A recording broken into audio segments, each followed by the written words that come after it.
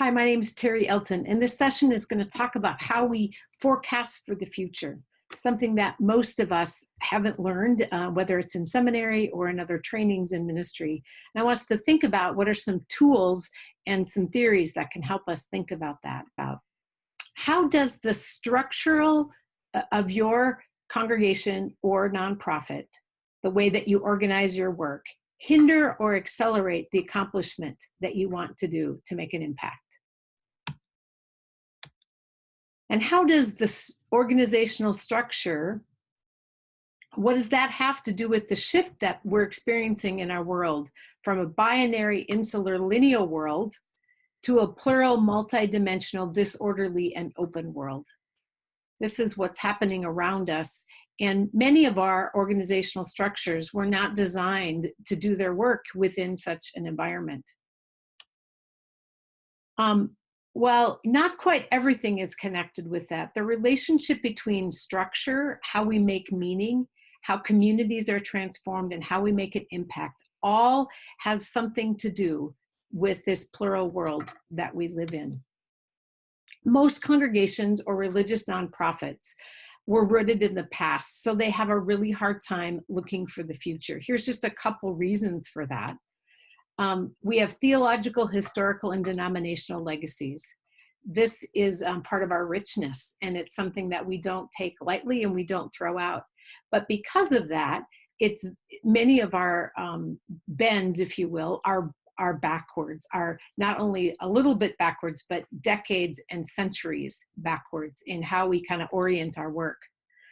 Second, we have liturgical practices and calendars that reinforce traditions. And so year after year, while we may do improv on those calendars or traditions, those things keep us kind of oriented to the past. Theological education does not really train leaders for organizational foresight, just as a leadership skill or capacity. Leaders in congregations and ministry nonprofits are really stressed. They're usually overworked, under-resourced, and financially have limits to what they can draw from. And so just their time and the space that they have is really limited to look to the future. Some of us have used tools over the years that helped to help us look to the future, but maybe not with the success that we had hoped. There are a variety of reasons for that, including we may not have even had the full capacity or have developed our capacity to do that. We maybe have brought in experts to help us through a process, and then they leave and we're left kind of trying to implement a strategic plan or something that we're not quite sure works or how it works. But some of that is just our own capacity of using some of the tools. And lastly, our structures, most of them were created for stability, not flexibility. So those are just some of the pieces. From the book, Open Organization, there's just some great reminders about the world that we live in.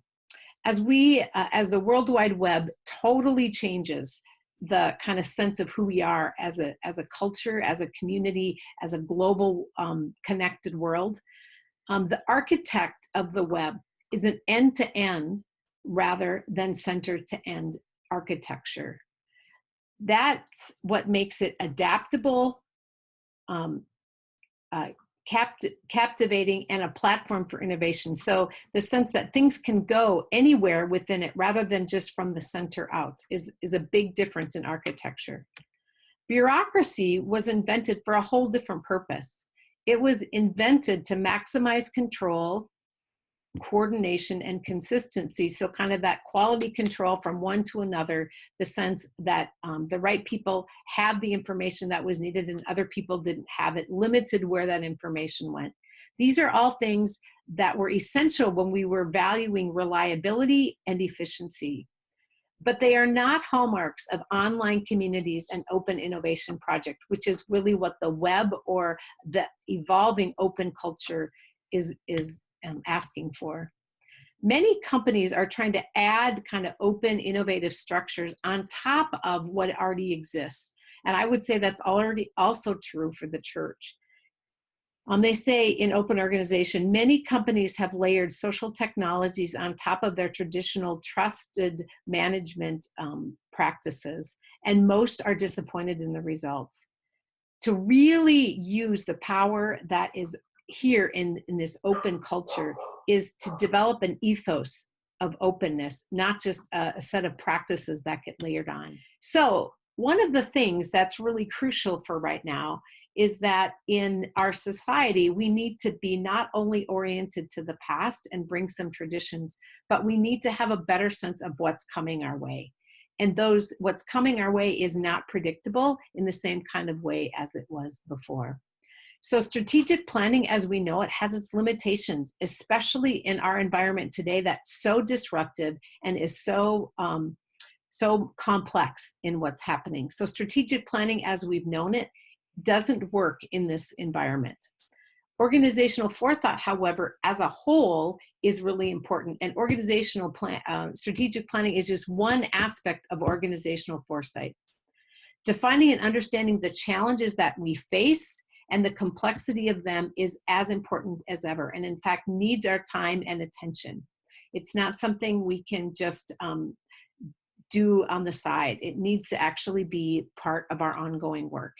And if we're going to discover the future, we need more than one tool to prepare us for what is coming. I want to challenge you with 3 questions. What happens when the past is not the best predictor of the future? As you think about leading in your congregation or in a place of ministry, think about what does that mean for that particular place. Second, what if structure is actually what's hindering us living out our mission and moving into what God is inviting us to in the future? What if it's not the people, the resources, the imagination, but the actual structure that's hindering us?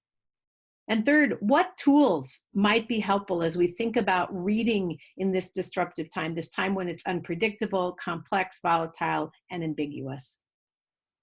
So I want to introduce you today to 3 tools that are strategic explorations. They're called tips or trends, innovation, and paradigm shifts, scenario planning, and the implications wheel. I'm going to talk about them in general and then use a couple examples to help you kind of understand what those look like. The first one is the tips.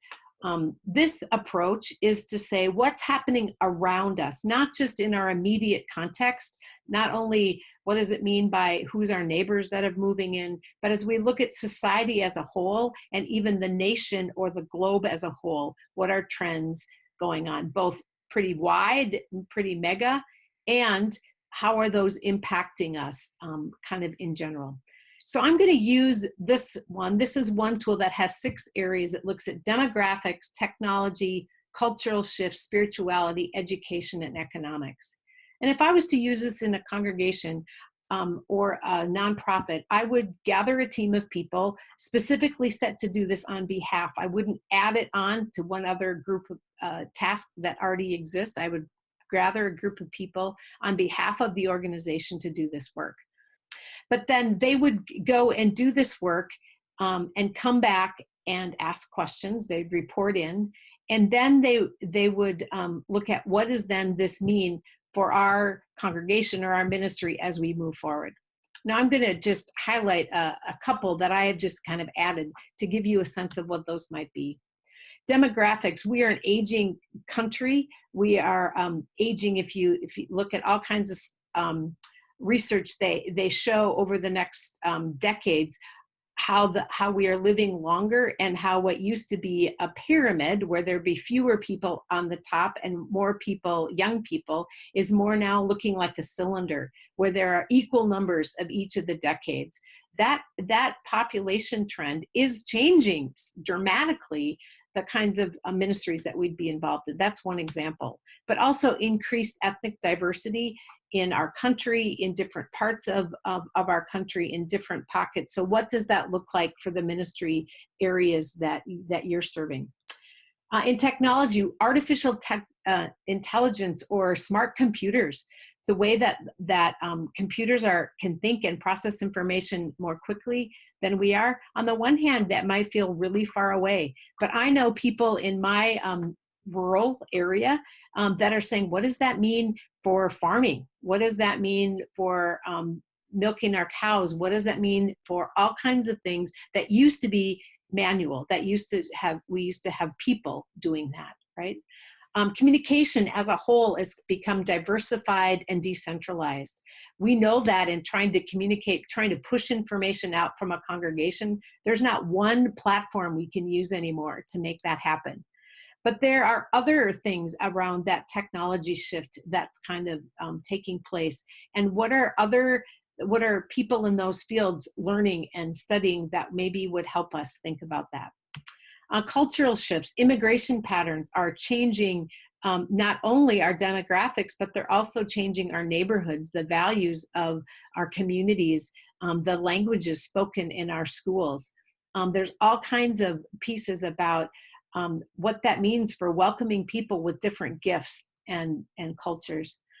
Spirituality as a whole, not just in the ELCA or in mainline, but in religion as a whole, people are less committed to organized religion. Institutional kinds of expressions and are becoming less, and we're becoming much more fluid. People are marrying across different faith traditions and even religions, and that's blurring the lines. And most organized religions aren't ready, don't have the capacity at this point to actually face those. What does that mean?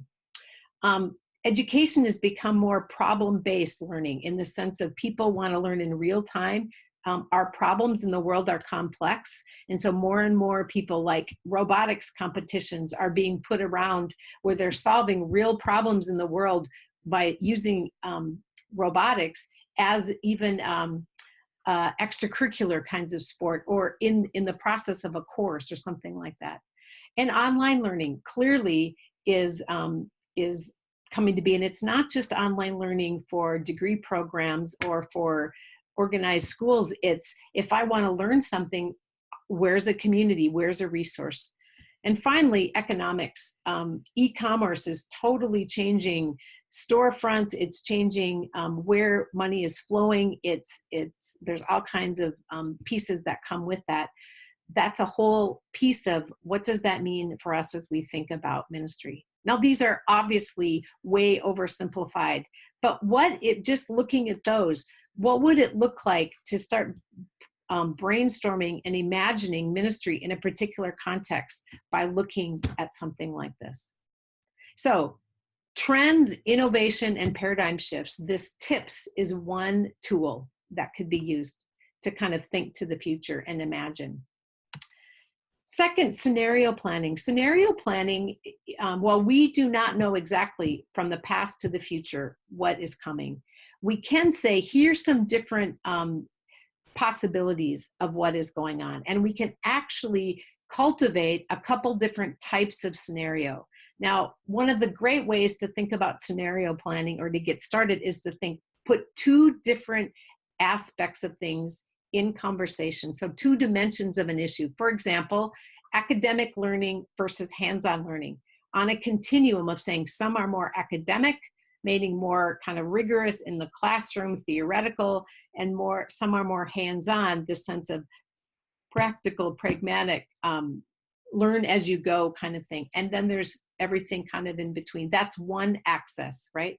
But then we have another one, which then cuts through it. And I have put here traditional methods of learning to innovation, innovative methods of learning. And then what you can do is create 4 quadrants. One way you could then do that is you could say, all right, let's look at possibilities within each of these areas, and then let's think about what would this mean for faith formation, or what would this mean for us as we think about theological education for our pastors or for leaders in our congregations. But you could do this with a whole variety of things, including maybe some things you found out in your TIPS scenario. So again, I have used here for an example what that would mean. So hands-on learning in a more traditional we had a workbook, traditional method. What's a traditional academic learning? A semester course where you sign up for in advance, you have assignments, you have pre-reading, semester course. What's a more innovative academic learning? Maybe an online self-paced module. Maybe it's by someone that's an expert in the field, but it's done at your own pace and you go when you're ready, right? So that'd be an example. In the hands-on innovation area, I put YouTube videos. I think about more practitioners or a whole range of people. It's open to anybody to be the teacher, and you do a video, you show people how to do it, and you put it out there for free. All right, that's one kind of ring, but let's keep going. Hands-on traditional method, vocational training, right? So it's a certificate or it's a type of thing you're going to learn. You go for a period of time and fit into kind of a school mode, but it's not exactly. Degree programs. So again, semesters, you put them together in so many semesters, you get a credit for each, and then you put it together. And when you have this kind of composite, then it's a degree. And that degree is, you know, accepted in other places as a valued thing.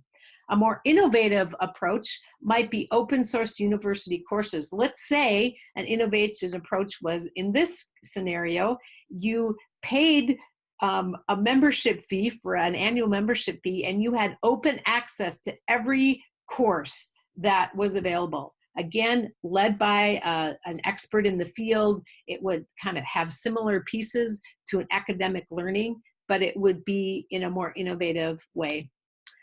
Hands-on innovative might be self-directed learning that's all based on problems, a course, but it's open source, it's free, it's out there. It's basically to help you closer to the ground. The units are smaller. They're 5 minutes at a time, and you put them together to get where you want to go. Let's just do one more round. So I think of hands-on learning traditional methods is more, what if practitioners of the same area came together as some kind of a guild or group of people in the field gathering together to share learnings. Academic traditional accredited schools, it's above the degree programs. It says, hey, we've stamped our approval on these. They've had to go through rigorous kind of vetting to get to that, and we accredit them. So traditional academic. On the innovative side, what if it was joint research on students and professors working together, or practitioners or people, novices to the field, working with experts? And together you were saying, we are going to solve this problem, and we're going to do it we get a grant and we have resources, and we're going to do it over time. So it has a kind of a combination of a variety of things. In the innovative hands-on learning, I put communities of learning, people that have some interest and voluntarily jump in, and they're all trying to, quote, do better education, or there's something that they're all teachers working to the same thing, but they're all voluntary based. Now, what you could do if you mapped out ideas of this and saying, which of these scenarios is most likely to happen in your setting? So let's say this was theological education, and I have done this, and I said, you know what, I think we're going to be more on the academic learning, and I think we want to forecast to the future, more innovative methods. So we are going to focus on that quadrant, the blue quadrant here, on what would it be to imagine and to prepare for kind of that scenario. Now, we may totally miss that's where things are going, but if we're tilted in a particular way, we have the ability to think about some parts and not think about others, right? And say, we're intentionally not going to go there. So scenario planning is one. The other thing you can do is you can put develop 3 or 4 scenarios, maybe one for each quadrant, and put them in front of people and say, which of these sounds most like us, or the future that we imagine? And what kind of resources would it take, or what kind of facilities would we need, or what kind of staffing would we need if we went there? And it allows you to put the package or the structure around for each of these, knowing that the structures and staffing would be different. So that's scenario planning. Last one is the implications wheel. This is an example of what happens if you make a decision, what are the options, and what are the possibilities from each. This is a great tool when you really have no clue. where the future might be and which kind of way to go. So I'm going to pick one that I actually did with bishops in a region as I was sharing some of this. So I'm going to put, what if CPE was no longer required for ordination in our denomination or your denomination? So the first 4 square or circles here are blue. So one possibility could be CPE groups become part of first theological education or training. So instead of incorporating it before, you have the ministry you're already doing be the setting, and you have supervisors and groups do that while you're leading. Second could be candidates learn to be self-aware in other ways. You can either, quote, structure that, have it not structured, or just leave it to chance. But that would be another piece. Third, nothing happens and candidates are just less aware. Fourth, the CPE work that we put in pre-ordination gets integrated into some other element, something they do on internship, something they do in theology education, or whatever. So those are the 4 that I put. You could put 3, you could put 4, you could put 6, but I've just picked 4. Now I'm going to pick the one that the candidate would be less self-aware. And I'm going to just say, what are 4 options if that happened? First, candidates could get involved in a misconduct. That certainly could be that out. I'm going to go to the next one and say, all right, what if we take candidates get involved in a misconduct? Then we go, all right, synod could be sued, or the denomination could be sued. There could be people that are harmed in it. It could be that they have to leave ministry, whatever, right? But you see how this works. What then you can do from this implications map is you can then have people go back to the first, so CPE is no longer required, to the first 4 things that you said, and use dots and vote on which decision do you feel is most likely the best for us at this time, because they can see what are implications for the future, even if those aren't exactly right. But they can say, you know what, we really have to do something with CPE. It doesn't have to be as it is, but we see there are more than one option, yes or no, right? There's some places in between. We live in a time when the future is not predictable. And yet, if we don't have some sense of what's coming, we are totally caught off guard, which is not our best leadership. Our congregations are caught off guard, which isn't their best format either. And we don't have any sense of how, what we might do to kind of prepare our people, to kind of rethink what it means to be in ministry. We live in a time when the times are being disrupted.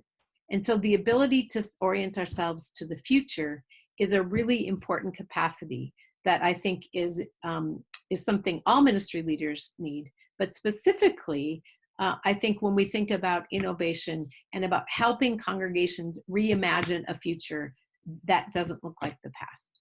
I hope this has been helpful, and I look forward to what this will mean for you in your ministry and leadership.